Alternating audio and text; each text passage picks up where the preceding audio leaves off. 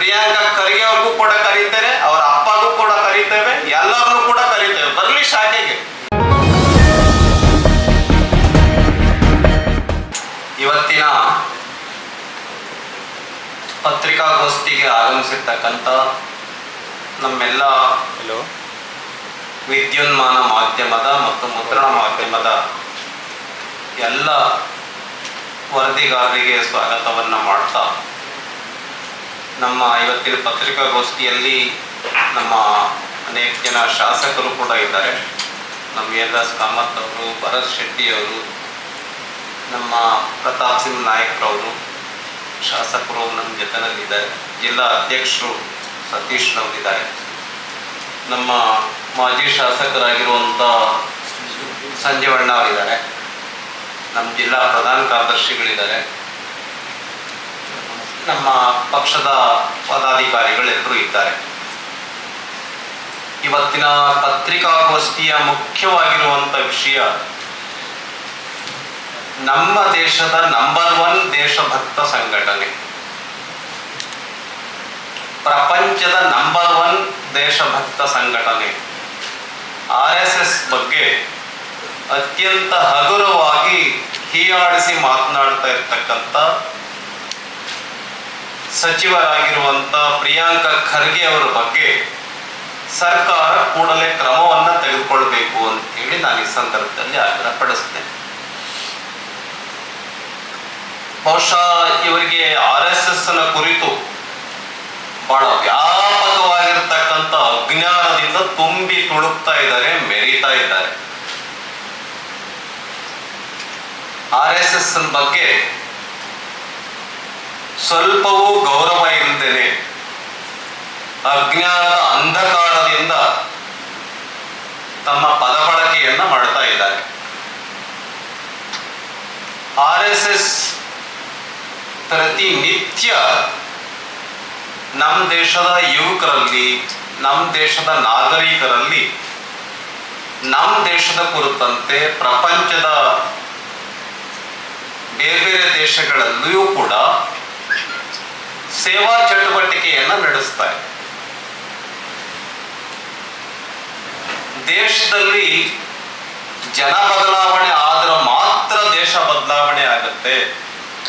ದೇಶದಲ್ಲಿ ವ್ಯಕ್ತಿಯ ಬದಲಾವಣೆ ಆದ್ರೆ ಮಾತ್ರ ಸಮಾಜದಲ್ಲಿ ಬದಲಾವಣೆ ಆಗುತ್ತೆ.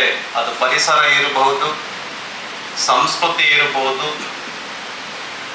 ಆಮೇಲೆ ಶುದ್ಧ ಕುಡಿಯುವ ನೀರು ಇರಬಹುದು, ಸ್ವಚ್ಛ ಭಾರತ್ ಇರಬಹುದು, ಸ್ಕೂಲು, ಕಾಲೇಜು, ಆಸ್ಪತ್ರೆ, ಹಳ್ಳಿ, ಪಟ್ಟಣ ಇವೆಲ್ಲವುಗಳ ಸ್ವಚ್ಛತೆ ಇರಬಹುದು.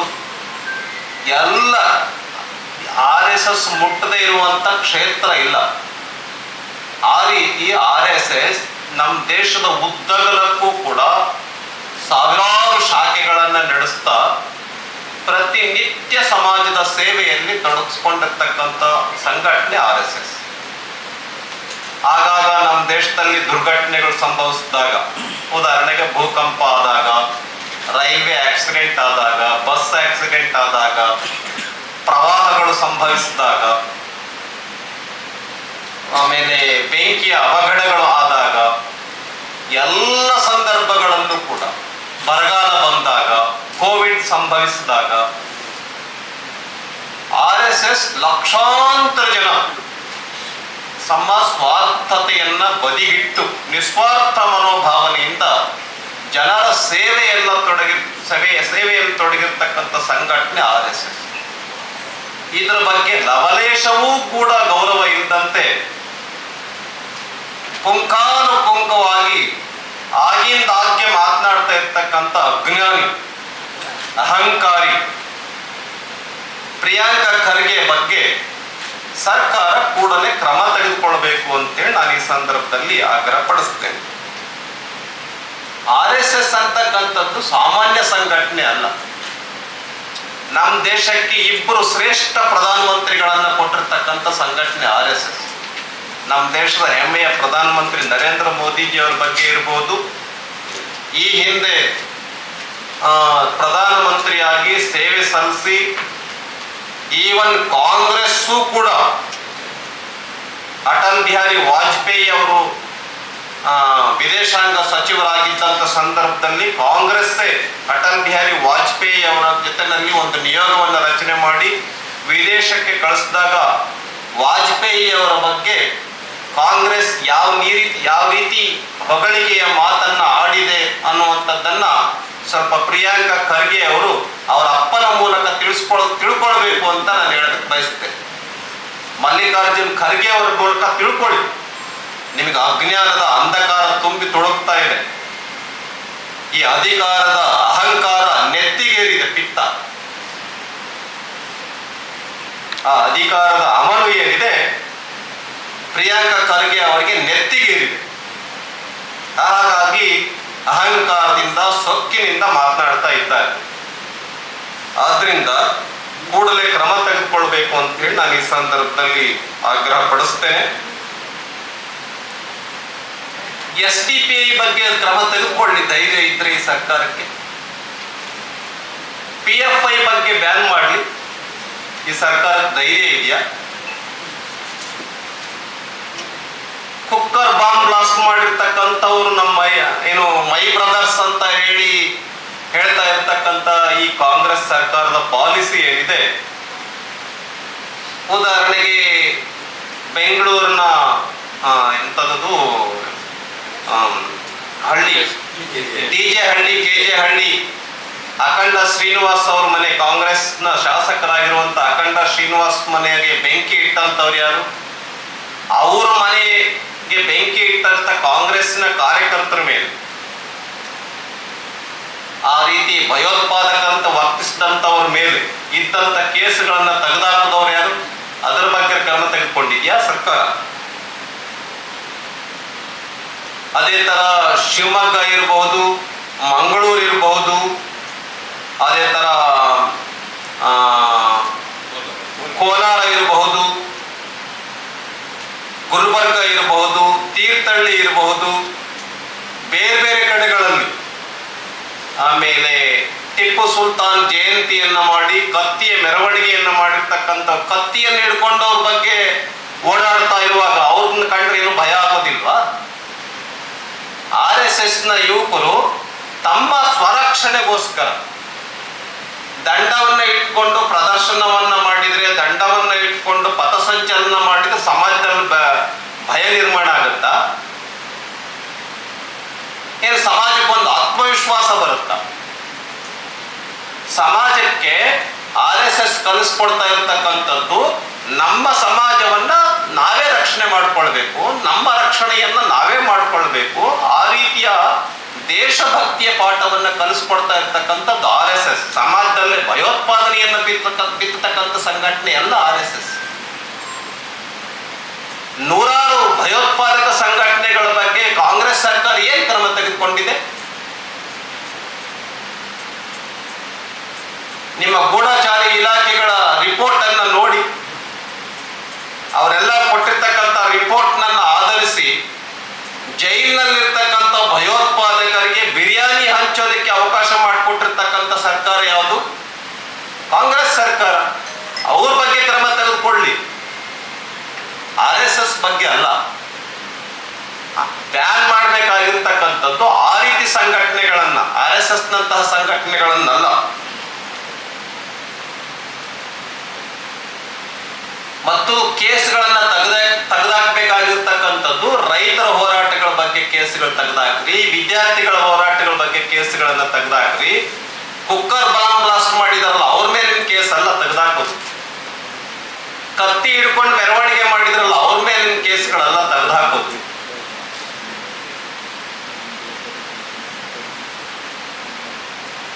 ಹಸುಗಳನ್ನ ದನಗಳನ್ನ ಕಳ್ತನ ಮಾಡಿಬಿಟ್ಟು ಹಸುಗಳ ಹತ್ಯೆ ಮಾಡಿರ್ತಕ್ಕಂಥ, ದನಗಳನ್ನ ಹತ್ಯೆ ಮಾಡಿರ್ತಕ್ಕಂಥವ್ರನ್ನ ಕೇಸ್ಗಳನ್ನ ತೆಗೆದುಹಾಕ್ತಾ ಇದ್ದಾರಲ್ಲ, ಈ ಸರ್ಕಾರಕ್ಕೆ ನಾಚಿಕೆ ಆಗ್ಬೇಕಾಗಿದೆ. ನಮ್ಮೆಲ್ಲರಿಗೂ ಕೂಡ ಗೊತ್ತಿದೆ, ವಿಧಾನಸೌಧದಲ್ಲಿ ಪಾಕಿಸ್ತಾನ್ ಜಿಂದಾಬಾದ್ ಅಂತ ಘೋಷಣೆ ಕೂಗಿದೆ. ಏನ್ ಕ್ರಮ ತೆಗೆದುಕೊಳ್ತಿ ಈ ಸರ್ಕಾರ? ಅವ್ರನ್ನ, ಆ ಸಂಘಟನೆಗಳನ್ನ, ಆ MP ಅವರ ಸದಸ್ಯತ್ವವನ್ನು ರದ್ದು ಮಾಡಬೇಕಾಗಿತ್ತು. ಸರ್ಕಾರ ಗೋಜಿಗೆ ಹೋಗ್ತಾ ಆಗ್ತಾ ಇಲ್ಲ. ನಮ್ಮೆಲ್ರಿಗೂ ಕೂಡ ಗೊತ್ತಿದೆ, 1962ನೇ ಇಸ್ವಿನಲ್ಲಿ ವಾರ್ ಆದಂತ ಸಂದರ್ಭದಲ್ಲಿ RSS ಎಂಥ ಸೇವೆಯನ್ನ ಮಾಡಿತು ದೇಶದಲ್ಲಿ. ತತ್ಪರಿಣಾಮವಾಗಿ ನೆಹರು ಅವರು RSSನ ಸ್ವಯಂ ಸೇವಕರನ್ನ ದೆಹಲಿಯ ಸೋಲ್ಜರ್ಸ್ ಪೆರೇಡ್ಗೆ ಕರೆದುಬಿಟ್ಟು ರೂಟ್ ಮಾರ್ಚ್ ಅನ್ನ ಮಾಡೋದಕ್ಕೆ ಅವಕಾಶ ಕೊಟ್ಟಂತವ್ರು ಇದೇ ಪ್ರಧಾನಮಂತ್ರಿಯಾಗಿ ಕೆಲಸ ಮಾಡಿದ್ದಂತಹ ಕಾಂಗ್ರೆಸ್ಸಿನ ನೆಹರು ಅವರೇ ಅವಕಾಶ ಮಾಡಿಕೊಟ್ರು. ಹಾಗಾಗಿ RSS ಬಗ್ಗೆ ಇಂದಿರಾ ಗಾಂಧಿ ಅವರು ಏನ್ ಹೇಳಿಕೆ ಕೊಟ್ಟಿದ್ದಾರೆ, ನೆಹರು ಅವರು ಏನ್ ಹೇಳಿಕೆ ಕೊಟ್ಟಿದ್ದಾರೆ, ಇದನ್ನ ಸ್ವಲ್ಪ ಅಹಂಕಾರಿ ಪ್ರಿಯಾಂಕಾ ಖರ್ಗೆ ಅವರು ಸ್ವಲ್ಪ ತಿಳ್ಕೊಳ್ಬೇಕು ಅಂತ ಹೇಳಿ ನಾನು ಈ ಸಂದರ್ಭದಲ್ಲಿ ಹೇಳೋದಕ್ಕೆ ಬಯಸ್ತೇನೆ. ಗಾಂಧೀಜಿಯವರು ಮತ್ತೆ ಅಂಬೇಡ್ಕರ್ ಅವರು ಸ್ವತಃ RSS ಶಾಖೆನಲ್ಲಿ ಏನ್ ನಡೆಯುತ್ತೆ, 1 ಗಂಟೆ ಅವಧಿನಲ್ಲಿ ಏನ್ ಕಲಿಸ್ಕೊಡ್ತಾರೆ ಯುವಕರಿಗೆ, RSS ಶಾಖೆಗೆ ಬರ್ತಾ ಇರ್ತಕ್ಕಂಥ ಯುವಕರಿಗೆ ಅಂತ ಹೇಳಿ ಗಾಂಧೀಜಿಯವರು ಶಾಖೆಗೆ ಭೇಟಿ ಕೊಡ್ತಾರೆ.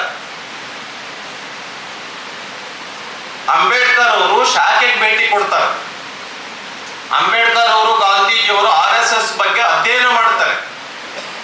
ಅಂಥ ಪ್ರಪಂಚದ ಏಕೈಕ ಸಂಘಟನೆ ಆ ರೀತಿಯ ನಿತ್ಯ ಸಾಮಾಜಿಕ ಸೇವೆಯನ್ನ ಮಾಡ್ತಾ ಇರ್ತಕ್ಕಂಥ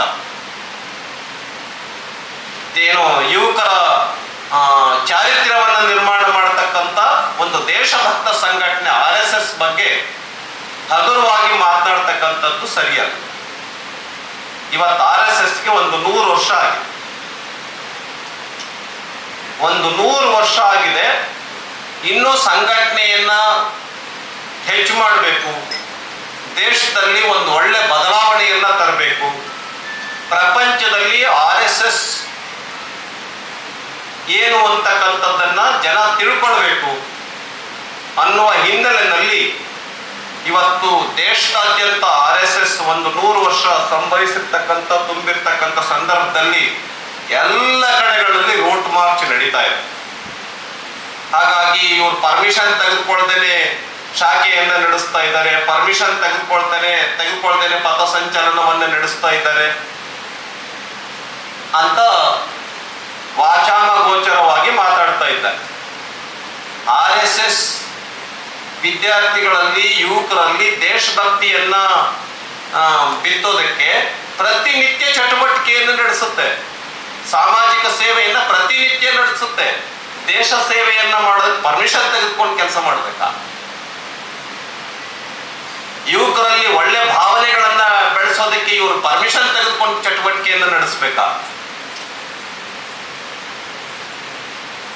ಯಾವ ದೊಡ್ಡ ನಾಯಕ ಪ್ರಿಯಾಂಕಾ ಖರ್ಗೆ ಅವರು ಇವರು ಪರ್ಮಿಷನ್ ತೆಗೆದುಕೊಳ್ಳಕ್ಕೆ? ಹಾಗಾಗಿ RSS ಇಡೀ ದೇಶದಲ್ಲಿ, ಇಡೀ ಪ್ರಪಂಚದಲ್ಲಿ RSSನ ಬೇರೆ ಬೇರೆ ದೇಶಗಳ ಪ್ರಧಾನಮಂತ್ರಿಗಳನ್ನೇ ಮಾತಾಡಿದ್ದಾರೆ RSS ಬಗ್ಗೆ. ಆದ್ರಿಂದ RSSನ ಬಗ್ಗೆ ಸ್ವಲ್ಪ ತಿಳ್ಕೊಂಡು ಮಾತಾಡಬೇಕು ಅಂತ ಹೇಳಿ ಈ ಸಂದರ್ಭದಲ್ಲಿ ನಾನು ಆಗ್ರಹ ಪಡಿಸ್ತೇನೆ. ಮತ್ತು ಕೂಡಲೇ RSS ಬಗ್ಗೆ ಹಗುರವಾಗಿ ಮಾತನಾಡಿರ್ತಕ್ಕಂಥ ಪ್ರಿಯಾಂಕಾ ಖರ್ಗೆ ಅವರ ಸಚಿವ ಸ್ಥಾನದಿಂದ ಈ ಸರ್ಕಾರ ಕಿತ್ತಾಕಬೇಕು ಅಂತ ಹೇಳಿ ನಾನು ಈ ಸಂದರ್ಭದಲ್ಲಿ ಆಗ್ರಹ ಪಡಿಸ್ತೇನೆ. ಧನ್ಯವಾದ. ಈಗ ಉದಾಹರಣೆಗೆ ಈ ರೂಟಲ್ಲಿ, ಈ ರಸ್ತೆನಲ್ಲಿ, ಈ ಮಾರ್ಗದಲ್ಲಿ ರೂಟ್ ಮಾರ್ಚ್ ಬರುತ್ತೆ, ಗೊತ್ತಿರುತ್ತೆ, ಪೊಲೀಸರು ನಿಂತಿರ್ತಾರೆ. ಆ ಮಾರ್ಗದಲ್ಲಿ ನಮ್ಮ ಸ್ವಯಂ ಸೇವಕರು 15-20 ನಿಮಿಷ ಅಥವಾ 1 ಗಂಟೆ ಮುಂಚೆನೆ ಹೋಗ್ಬಿಟ್ಟು ಈ ರೂಟಲ್ಲಿ ಬರ್ತಾ ಇದೆ, ಹಾಗಾಗಿ ವಾಹನಗಳನ್ನ ಬೇರೆ ಮಾರ್ಗದಲ್ಲಿ ಹೋಗೋದಕ್ಕೆ ಅವಕಾಶ ಮಾಡಿಕೊಡ್ಬೇಕು ಅಂತ ಪೊಲೀಸರಿಗೆ ಪರ್ಮಿಷನ್ ತೆಗೆದುಕೊಂಡೇ ರೂಟ್ ಮಾರ್ಚ್ ಮಾಡ್ತಿದ್ದಾರೆ ಇಡೀ ದೇಶದಲ್ಲಿ, ಇಡೀ ಜಿಲ್ಲೆನಲ್ಲಿ, ಆಯಾ ತಾಲೂಕುಗಳಲ್ಲಿ. ಇವರಿಗೆ RSS ಅನ್ನ ಕಂಡ್ರೆ ಇವ್ರಿಗೆ ಆಗೋದಿಲ್ಲ. ಏನಾದ್ರು ಮಾಡಿ ಈ RSS ಬಗ್ಗೆ ಒಂದು ಅತೃಪ್ತಿಯನ್ನ ನಿರ್ಮಾಣ ಮಾಡ್ಬೇಕು ಸಮಾಜದಲ್ಲಿ. ಯಾಕೆಂದ್ರೆ RSS ಬಹಳ ವ್ಯಾಪಕವಾಗಿ ಬೆಳೀತಾ ಇದೆಯಲ್ಲ. ಬರೀ RSS ಅಷ್ಟೇ ಅಲ್ಲ, RSS ಬೆಂಬಲಿಸಿದಂತ ಎಲ್ಲ ಸಂಘಟನೆಗಳು ಬೆಳೀತಾ ಇದಾವಲ್ಲ, ಇದನ್ನ ಕಂಡ್ರೆ ಅವ್ರಿಗೆ ಆಗ್ತಾ ಇಲ್ಲ, ಅದಕ್ಕೆ ಅವ್ರು ಮಾತಾಡ್ತಾ ಇದ್ದಾರೆ. RSS ಬಗ್ಗೆ ಮೆಚ್ಚುಗೆ ಮಾಡಿಬಿಟ್ಟು 100,000 ಪುಸ್ತಕಗಳಿದೆ. ಆ ಪುಸ್ತಕಗಳ ಬಗ್ಗೆನೂ ಕೂಡ ಅವ್ರು ಹೇಳಿ, ಇವ್ರು ಯಾರೋ ಒಬ್ಬ ಒಬ್ಬರು ಪುಸ್ತಕ ಬರ್ದಿದ್ದಾರೆ ಅನ್ನೋಕ್ಕೋಸ್ಕರ ಯಾವುದೋ ಒಬ್ಬ ವ್ಯಕ್ತಿ ಇಂಥ ಪುಸ್ತಕ ಬರ್ದಿಯಾರು ನೋಡಿ ನೂರಾರು ಜನ ಪುಸ್ತಕಗಳು ತಗೊಂಬಂದು ನಾನು ಇಡ್ತೀನಿ. RSS ಬಗ್ಗೆ ಎಂತೆಂಥವ್ರು ಬರ್ದಿದ್ದಾರೆ, SL ಭೈರಪ್ಪ ಏನು ಬರ್ದಿದ್ದಾರೆ ಆಯ್ತಾ, ಬೇರೆ ಬೇರೆ ಸಾಹಿತಿಗಳು ಏನು ಬರ್ದಿದ್ದಾರೆ ಅವುಗಳ ಬಗ್ಗೆನೂ ಹೇಳಿ. ಅವ್ರಿಗೆ ಅಜ್ಞಾನ ಇದ್ರೆ ನಾನು ಅವ್ರಿಗೆ ತಂದು ಕೊಡ್ತೀನಿ. RSS ಬಗ್ಗೆ ಏನೇ ಅಂಬೇಡ್ಕರ್ ಏನು ಹೇಳಿದ್ದಾರೆ, ಗಾಂಧೀಜಿ ಏನು ಹೇಳಿದ್ದಾರೆ, ನೆಹರು ಏನು ಹೇಳಿದ್ದಾರೆ, ನಿಮ್ಮ ಏನು ರಾಹುಲ್ ಗಾಂಧಿ ಅವರ ಅಜ್ಜಿ ಇಂದಿರಾ ಗಾಂಧಿ ಅವರು ಏನು ಹೇಳಿದ್ದಾರೆ ನಾನೇ ತಂದು ಕೊಡ್ತೀನಿ, ಓದ್ಲಿ. ನಾನೇ ಪುಸ್ತಕಗಳನ್ನ ಸಪ್ಲೈ ಮಾಡ್ತೀನಿ ಕಾಂಗ್ರೆಸ್ಸಿನ ಕಚೇರಿಗಳಿಗೆ. ನಾನೇ ಆಹ್ವಾನ ಮಾಡ್ತೀನಿ RSS ಕಚೇರಿಗಳಿಗೆ. ನೀವು ಯಾರ್ಯಾರನ್ನು ಕರ್ಕೊಂಡ್ ಬರ್ತೀರಾ ಒಂದ್ ದಿವಸ 2 ದಿವಸ ಮುಂಚೆ ಹೇಳಿ, ನಿಮಗಿರುವಂತ ಅಜ್ಞಾನವನ್ನ ನಾವು ಹೋಗ್ಲಾಡಿಸ್ತೀವಿ. ಯಾವ ಪುಸ್ತಕ ಓದಬೇಕು ನಾವೇ ಹೇಳ್ತೀವಿ, ಲಿಸ್ಟ್ ಕೊಡ್ತೀವಿ. ಪ್ರಿಯಾಂಕಾ ಖರ್ಗೆ ಅವ್ರನ್ನು ಕೂಡ ಕರಿತೀವಿ. ಸ್ವಲ್ಪ ಸಂಸ್ಕಾರ ಬೆಳೆಸ್ಕೊಳ್ಳಿ. ನಮಗೆ ಹೇಳ್ತೀನಲ್ಲ, ಯಾರು ಕೂಡ RSSಗೆ ಶತ್ರು ಅಲ್ಲ, ಎಲ್ಲರನ್ನೂ ಕೂಡ ನಾವು ಮಿತ್ರರು ಅಂತ ಪರಿಭಾವಿಸಿರ್ತಕ್ಕಂಥ ಸಂಘಟನೆ RSS. ಪ್ರಿಯಾಂಕಾ ಖರ್ಗೆ ಅವ್ರಿಗೂ ಕೂಡ ಕರೀತಾರೆ, ಅವರ ಅಪ್ಪಗೂ ಕೂಡ ಕರೀತೇವೆ, ಎಲ್ಲರನ್ನೂ ಕೂಡ ಕರೀತೇವೆ. ಬರ್ಲಿ ಶಾಖೆಗೆ, ಎಲ್ಲರಂತೆ ಏನೇನ್ ಮಾಡ್ತಾರೆ ಅವರು ಕೂಡ ಮಾಡ್ಲಿ. ಶಿವಕುಮಾರ್ ಅವರು ಏನ್ ಹೇಳಿದ್ದಾರೆ, ನಮಸ್ತೆ ಸದಾ ವತ್ಸಲೆ ಮಾತೃಭೂಮಿ, RSS ನ ಪ್ರಾರ್ಥನೆ ಹೇಳಿದ್ರು ವಿಧಾನಸೌಧದಲ್ಲಿ. ತೆಗೆದಾಕ್ತೀರಾ ನೀವು ಅವ್ರನ್ನ? ತೆಗೆದಾಕ್ತೀರಾ ಉಪಮುಖ್ಯಮಂತ್ರಿಗಳನ್ನ? ರಾಜ್ಯದ ಅಧ್ಯಕ್ಷರು ನಿಮ್ಮ ಕಾಂಗ್ರೆಸ್ನಲ್ಲಿನೇ ನಾನೇ ಲಿಸ್ಟ್ ಕೊಡ್ತೀನಿ. ಯಾರ್ಯಾರು ಸ್ವಯಂ ಸೇವಕರಾಗಿದ್ರು ಈಗ RSS ಅನ್ನು ಮರ್ತಿದ್ದಾರೆ ಅಥವಾ ಇನ್ನೇನೋ ಬೇರೆ ಬೇರೆ ಕಾರಣಕ್ಕೋಸ್ಕರವಾಗಿ RSS ಬಗ್ಗೆ ಪಾಸಿಟಿವ್ ಆಗಿ ಮಾತಾಡಲ್ಲ ಅಂತ ನಾನೇ ದೊಡ್ಡ ಲಿಸ್ಟ್ ಕೊಡ್ತೀನಿ. ಆ ಗೋಜಿಗೆಲ್ಲ ಬೇಡ. RSS ಬಗ್ಗೆ ಅಜ್ಞಾನದ ಕೂಪ ಮಂಡೂಕ ಆಗಿದ್ದಾರೆ. RSS it is a registered organization. ಅದಕ್ಕೆ ಹೇಳ್ತೀನಲ್ಲ, RSS ಬಗ್ಗೆ 4 ಅಕ್ಷರ ಗೊತ್ತಿಲ್ಲ ಅವರಿಗೆ. ಅಪಾಯಿಂಟ್ಮೆಂಟ್ ತೆಗೆದುಕೊಂಡು ಬರ್ಲಿ. ಎಲ್ಲಿಂದ ದುಡ್ಡು ಬರುತ್ತೆ, ನಾವ್ ಹೆಂಗ್ ಅಕೌಂಟ್ ಇಡ್ತೀವಿ, ಹೆಂಗ್ ಗುರುಪೂಜೆ ನಡೆಯುತ್ತೆ, ಹೆಂಗ್ ಶಾಖೆ ನಡೆಯುತ್ತೆ. ನಮ್ಮನ್ನ ಬಹಳ ಜನ ಮೇಷ್ಟ್ರುಗಳಿದ್ದಾರೆ, ಕ್ಲಾಸ್ ತಗೊಳ್ತಾರ ಅವ್ರಿಗೆ. ಪ್ರತಿಯೊಬ್ಬ ಮುಖ್ಯ ಶಿಕ್ಷಕನು ಕೂಡ ಆ ಶಾಖೆಗೆ ಹೆಡ್ ಮಾಸ್ಟ್ರು. ಒಬ್ಬ ಮುಖ್ಯ ಶಿಕ್ಷಕ ಸಾಕು ಪ್ರಿಯಾಂಕಾ ಖರ್ಗೆ ಕ್ಲಾಸ್ ತೆಗೆದುಕೊಳ್ಳಕ್ಕೆ. ಒಬ್ಬ ಮುಖ್ಯ ಶಿಕ್ಷಕ. ದೇಶದ ಹೆಮ್ಮೆಯ ಪ್ರಧಾನಮಂತ್ರಿ ನರೇಂದ್ರ ಮೋದಿ, ಇಡೀ ಪಕ್ಕದ ಶ್ರೀಲಂಕಾ ಹೇಳುತ್ತೆ ನರೇಂದ್ರ ಮೋದಿಜಿ ಜೈಸ ಪ್ರಧಾನಮಂತ್ರಿ ಚಾಯಿ. ಅಮೆರಿಕ ಹೇಳುತ್ತೆ ನರೇಂದ್ರ ಮೋದಿ ಅಂತ ನಾಯಕ ಬೇಕು. ಪಕ್ಕದ ನೇಪಾಳ ಹೇಳುತ್ತೆ ನರೇಂದ್ರ ಮೋದಿಜಿ ಅಂತವ್ರು ಬೇಕು. ಇಂಗ್ಲೆಂಡ್ ಹೇಳುತ್ತೆ ನರೇಂದ್ರ ಮೋದಿ ಅಂತವ್ರು ಬೇಕು. ಆಸ್ಟ್ರೇಲಿಯಾ, ಫ್ರಾನ್ಸ್, ಜಪಾನ್ ಹೇಳುತ್ತೆ ನರೇಂದ್ರ ಮೋದಿ ಅಂತವ್ರು ಬೇಕು. ಇದು RSS. ವಾಜಪೇಯಿ ಅವ್ರ ಬಗ್ಗೆ ಇಡೀ ಪ್ರಪಂಚ ಹೇಳ್ತು, because of RSS. LK Advani, because of RSS. Covid ಸಮಯದಲ್ಲಿ ಎಷ್ಟು ಲಕ್ಷ ಜನ, ಎಷ್ಟು ಕೋಟಿ ಜನಕ್ಕೆ ಸೇವೆ ಮಾಡಿದೆ RSS. ಭೂಕಂಪ ಆದಂತ ಸಂದರ್ಭದಲ್ಲಿ RSS ಏನ್ ಕೆಲಸ ಮಾಡಿದೆ? ರೈಲ್ವೆ ಆಕ್ಸಿಡೆಂಟ್ಗಳಾದಾಗ ಏನ್ ಕೆಲಸ ಮಾಡಿದೆ? ತುರ್ತು ಪರಿಸ್ಥಿತಿ ಸಂದರ್ಭದಲ್ಲಿ ಜಯಪ್ರಕಾಶ್ ನಾರಾಯಣರ ನೇತೃತ್ವದಲ್ಲಿ, ನಾನಾಜಿ ದೇಶಮುಖ್ರ ನೇತೃತ್ವದಲ್ಲಿ ಎಷ್ಟು ಕೆಲಸ ಮಾಡಿದೆ? ಅಜ್ಞಾನದ ಕೂಸು, ನಾನು ಹೇಳ್ತೇನೆ, ಅಜ್ಞಾನದ ಕೂಸು ಯಾರಪ್ಪ ಅಂತ ಹೇಳಿದ್ರೆ ಈ ಪ್ರಿಯಾಂಕಾ ಖರ್ಗೆ. ಈಗ ನಮ್ಮ ಶಾಖೆ ಎಷ್ಟಿದಾವೆ ಕರ್ನಾಟಕ ರಾಜ್ಯದಲ್ಲಿ? ಸಾವಿರಾರು ಶಾಖೆಗಳಿದಾವೆ. RSS ಬ್ಯಾನ್ ಮಾಡಿದ್ರೆ ಏನಾಗುತ್ತೆ ಅಂತ ಅವ್ರಿಗೆ ಗೊತ್ತಿದೆ. ನೆಹರು ಬ್ಯಾನ್ ಮಾಡಿದ್ರು, ಯಾಕೆ ವಾಪಸ್ ತಗೊಂಡ್ರು? ಯಾಕೆ ಕಂಟಿನ್ಯೂ ಮಾಡಲಿಲ್ಲ? ಇಂದಿರಾ ಗಾಂಧಿ ಬ್ಯಾನ್ ಮಾಡಿದ್ರು ಎಮರ್ಜೆನ್ಸಿ ಟೈಮಲ್ಲಿ, ಯಾಕೆ ಕಂಟಿನ್ಯೂ ಮಾಡಲಿಲ್ಲ? ಸಾವಿರಾರು ಜನ ಪ್ರಚಾರಕರಿದ್ದಾರೆ, ಸಾವಿರಾರು ಜನ ಪೂರ್ಣಾವಧಿ ಕಾರ್ಯಕರ್ತರಿದ್ದಾರೆ, ಸಾವಿರಾರು ಜನ ಮುಖ್ಯ ಶಿಕ್ಷಕರಿದ್ದಾರೆ, ಸಾವಿರಾರು ಜನ ಕಾರ್ಯವಾಹಿದ್ದಾರೆ, ಸಾವಿರಾರು ಜನ ಸಹಕಾರ್ಯವಾಹಿದ್ದಾರೆ, ಸಾವಿರಾರು ಜನ ಘಟನಾಯಕರಿದ್ದಾರೆ. ಏನ್ ಮಾಡ್ತಾರೆ ಅವ್ರನ್ನೆಲ್ಲ? ಕಾಂಗ್ರೆಸ್ ಮನೆಗಳಲ್ಲೇ ಶಾಖೆಗೆ ಬರುವಂತವ್ರು ಇದ್ದಾರೆ, ನಾವು ಹೆಸರು ಕೊಡ್ತೀವಿ. ಕಾಂಗ್ರೆಸ್ಸಿನ ಮನೆಯಲ್ಲಿರ್ತಕ್ಕಂಥ ತಾಯಂದ್ರೆ ನಮಗೆ ಹಣ ಕೊಡ್ತಾರೆ, ಅವ್ರ ಮನೆಯಲ್ಲಿರ್ತಕ್ಕಂಥ ಅಣ್ಣ ತಮ್ಮಂದ್ರೆ ನಮಗೆ ಹಣ ಕೊಡ್ತಾರೆ. ಅವ್ರೇನ್ ಮಾತಾಡ್ತಾರೆ ಸುಮ್ಮನೆ ರಾಜಕೀಯ ಕಾರಣಕ್ಕೆ ನೀವು ಮಾಡ್ರಿ ಅಂತ ಹೇಳ್ತಾರೆ. ಧನ್ಯವಾದಗಳು.